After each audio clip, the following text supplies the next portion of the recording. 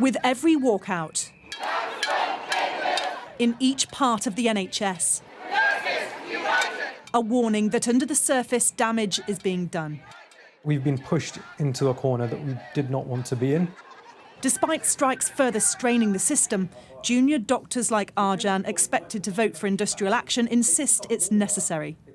These patients 3 or 4 years ago, if we'd seen them, we'd have treated them, they'd have gone home, they'd have experienced wedding anniversaries, birthdays, grandchildren going out, Christmases.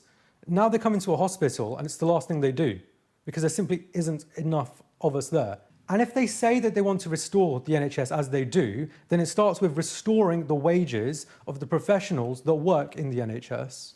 A new survey of junior doctors shows 7 in 10 say they always or frequently work in understaffed rotas. Around half described their desire to work in the NHS in the next year as low or very low. 7 in 10 also say they've worked in the last 3 months despite not being well enough. It's another emerging and unsurprising picture of low NHS morale amid a wider staffing crisis, with many healthcare workers having moved abroad or considering doing it for what they say is better pay and conditions. But on top of that, also concern over what impact further strikes will begin to have on the NHS backlog and its recovery. And so, calls for more meaningful negotiations.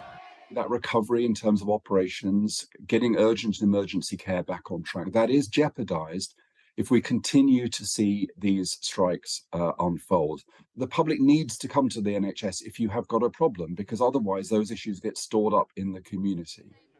A government spokesperson said they're open to talks, stating, "We've been clear that supporting and retaining the NHS workforce is one of our key priorities, and that includes junior doctors. Their pay will increase by a cumulative 8.2% by March 2023 as part of a multi-year pay deal, which also invested an additional £90 million to provide the most experienced junior doctors with higher pay."